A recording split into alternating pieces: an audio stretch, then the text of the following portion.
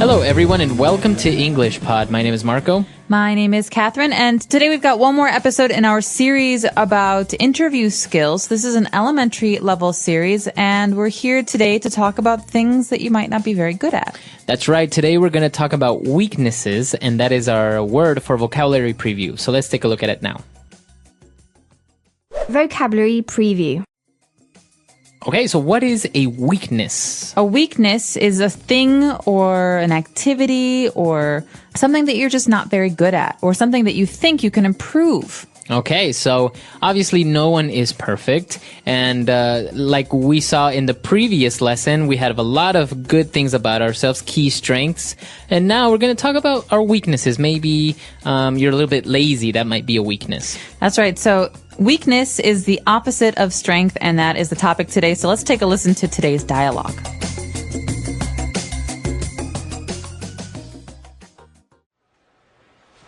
Okay, Rebecca. Well, I think you've given me a clear impression of your positive qualities, but let's talk a little bit about your weaknesses. Okay, well, it's always more difficult to describe them, isn't it? Definitely. But if you had to pinpoint one weakness, what would it be? Well, as I mentioned before, I do tend to get frustrated if I don't see progress in my work or career. I suppose I'm quite a restless character.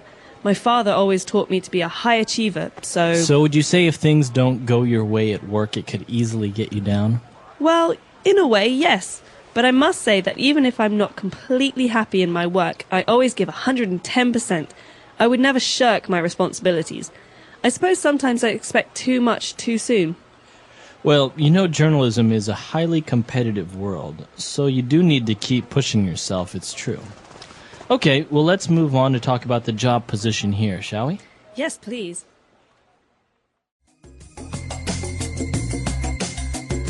All right, we're back. So obviously, Rebecca did a very good job at talking about her weaknesses in a very positive way. So before we get into analyzing that, why don't we take a look at a couple of words she used on language takeaway? Language takeaway.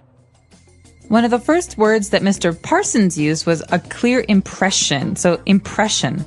All right, so I think this is a very common word when people talk about first impressions or I get the impression. So what is an impression?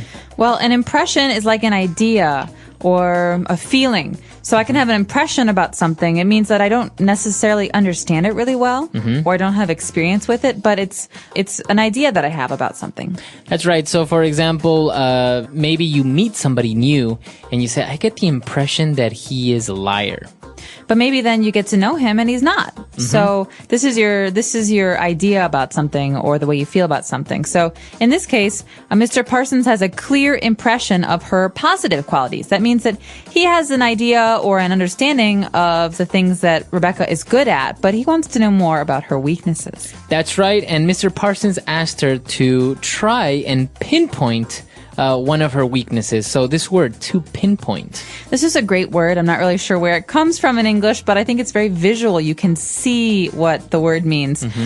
Pinpoint means to locate or identify or really be specific about something. That's right. So maybe if you go to the doctor and you say that your back hurts, the doctor might ask you to try and pinpoint where on your back you have the pain.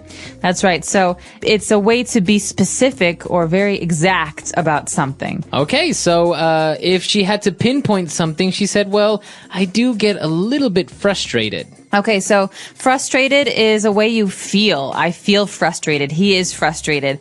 It's basically a feeling that you get when you have to do something, but you don't think you can do it. Or maybe something annoys you and you get frustrated. For example, when people tap like this, and I'm working, I get frustrated because it's a distraction. Okay. So everyone has different things that frustrate them. Now, if we take a look at this word, it is actually an adjective, and we usually use it, you get frustrated, or as you said, you feel frustrated. So remember, it may look like a verb, but it's actually an adjective that ends in ed, frustrated, to get frustrated. He got frustrated, or we feel very frustrated. Okay. And, well, apart from being frustrated, she also said that she is a restless character. Okay, so someone is restless if they don't like to stay in one place all the time. That means someone who wants to move around or to go places or to travel or to see new things is restless. That's right. So she has a restless character. That means she likes to move around. She doesn't like to stand still in one place. Maybe she gets bored very easily. Okay, so that's somebody that would be restless. But moving on, she also said that she doesn't like to shirk her responsibilities. Okay, you often hear these words go together. So responsibilities are things that we need to do, right? Things that other people expect us to do. To shirk a responsibility means to not do something that you're supposed to do. It means to avoid responsibility or to push it away. Okay, so it's a verb, to shirk your responsibilities. You shouldn't shirk your responsibilities. That's right. All right, so a lot of interesting key words there. Why don't we listen to the dialogue again, and we'll be back with Fluency Builder. Okay, Rebecca. Well, I think you've given me a clear impression of your positive qualities, but let's talk a little bit about your weaknesses. Okay, well, it's always more difficult to describe them, isn't it? Definitely. But if you had to pinpoint one weakness, what would it be? Well, as I mentioned before, I do tend to get frustrated if I don't see progress in my work or career. I suppose I'm quite a restless character. My father always taught me to be a high achiever, so... So would you say if things don't go your way at work, it could easily get you down? Well, in a way, yes. But I must say that even if I'm not completely happy in my work, I always give 110%. I would never shirk my responsibilities. I suppose sometimes I expect too much too soon. Well, journalism is a highly competitive world, so you do need to keep pushing yourself, it's true. Okay, well, let's move on to talk about the job position here, shall we? Yes, please.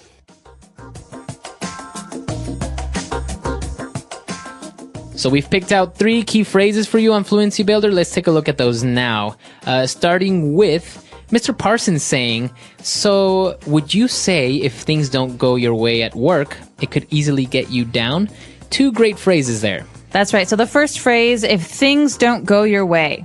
So this is kind of a funny phrase when you think about it because they go your way like to me or Right. What is my way? This basically means if things do not happen in a way that makes you happy or in a way that you expect. Okay, so we could say he lost his job, he couldn't pay his bills, things just didn't go his way. That's right. So things are not happening as he planned or as he expected.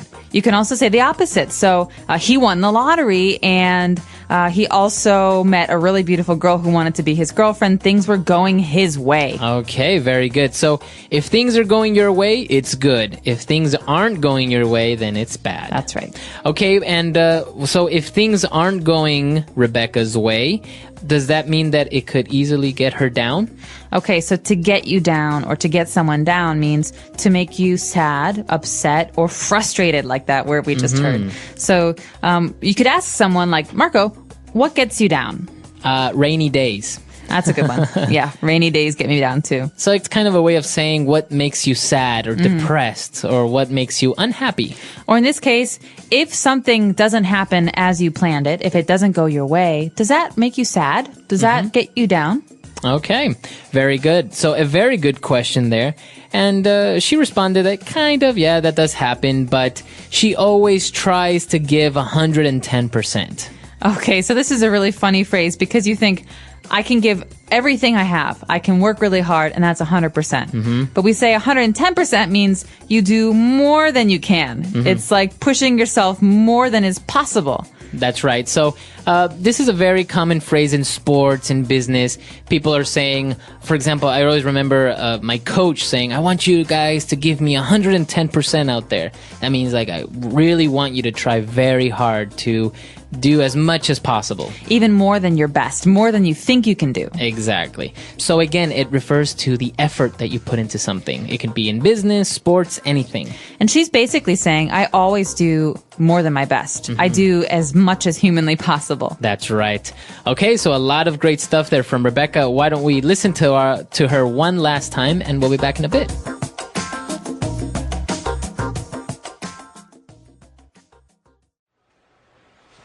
Okay, Rebecca. Well, I think you've given me a clear impression of your positive qualities, but let's talk a little bit about your weaknesses. Okay, well, it's always more difficult to describe them, isn't it? Definitely. But if you had to pinpoint one weakness, what would it be? Well, as I mentioned before, I do tend to get frustrated if I don't see progress in my work or career. I suppose I'm quite a restless character. My father always taught me to be a high achiever, So would you say if things don't go your way at work, it could easily get you down? Well, in a way, yes. But I must say that even if I'm not completely happy in my work, I always give 110%. I would never shirk my responsibilities. I suppose sometimes I expect too much too soon. Well, you know journalism is a highly competitive world, so you do need to keep pushing yourself, it's true. Okay, well let's move on to talk about the job position here, shall we? Yes, please.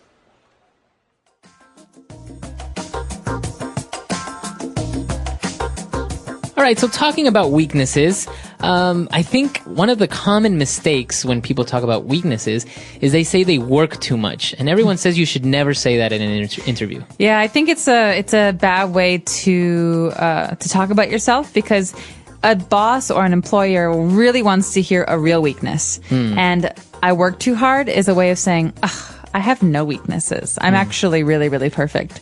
And I just think it's a lazy answer. So maybe you should avoid saying I work too hard and really focus on things that you do have to work on. And then I think the key is to say that I know this is something that I have a hard time with. I know this is a weakness and I'm trying to improve it. Yeah, I remember in some of the interviews I've had, I think my common answer was sometimes I'm very late. I'm not very punctual. So, but you know, it's a real weakness, and well, it may seem like difficult, but then you give it a little spin by saying, yeah, I'm sometimes not very punctual, but then I try to make up for it, maybe staying more time at the office, or sometimes I try to wake up a little bit earlier and make it on time. I don't know, something like that. Right. So the key there is just to show that you know it's a problem and that you're trying to work on it. Yeah. So this is actually the hardest part for me of an interview, talking about yourself in a negative way, because obviously you want to get the job, so you want to make sure that the employer has a good idea of yourself, but it's hard. I think it's the hardest part for everyone. Yeah. I don't think it's just you. Yeah, it's hard. So this is an interesting topic. Why don't you practice and come to our website, englishpod.com, and on our comments section, why don't you tell us what your weaknesses are? That's right. We hope to hear from you. Of course, you can also share with us your strengths on our lesson about strengths. But in this one, I recommend everyone practice this because it will come up at some point, and it's good to get the practice in. So englishpod.com. We hope to see you there. All right, guys. Bye. Bye.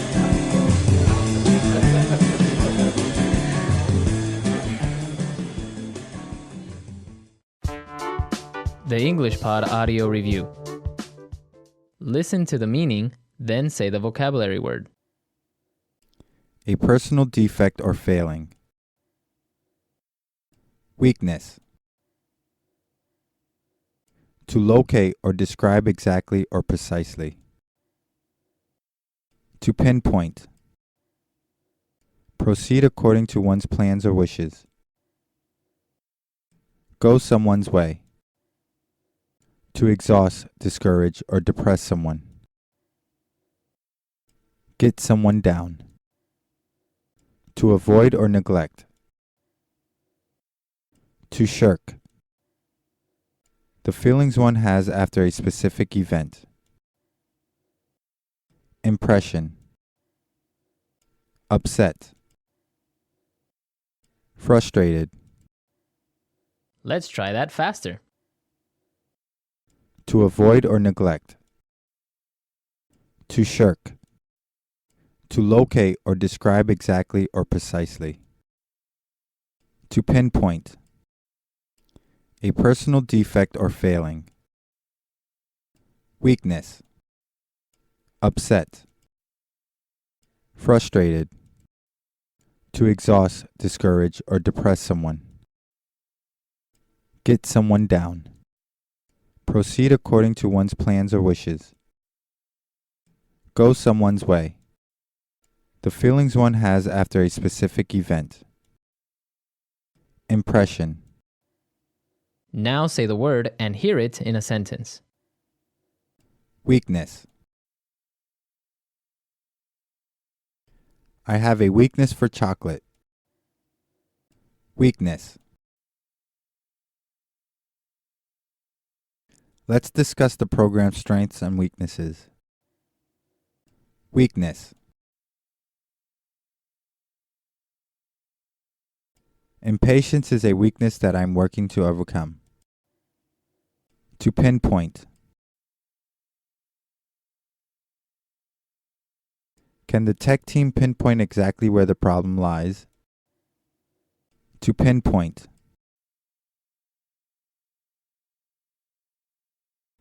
Let's try to pinpoint the areas where we need to improve. To pinpoint.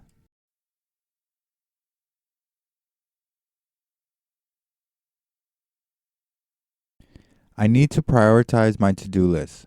Would you help me pinpoint the items that are the most important? Go someone's way.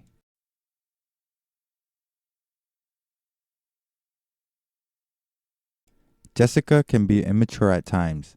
She gets upset if things don't go her way. Go someone's way.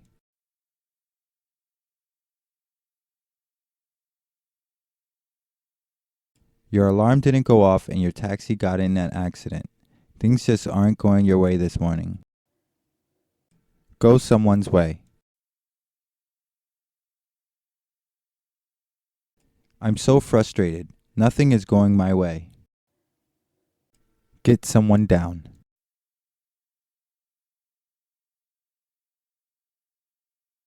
Oh, don't let Cheryl get you down. She can be critical at times, but she means well. Get someone down.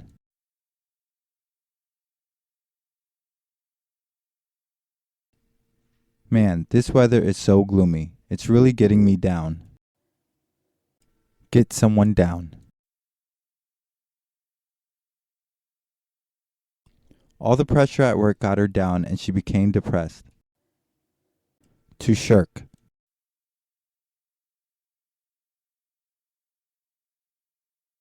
Derek does as little work as possible and often shirks his responsibilities. To shirk.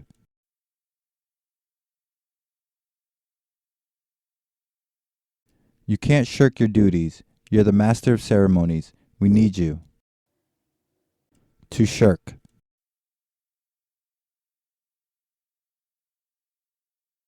He left his wife and family, shirking his parental responsibilities.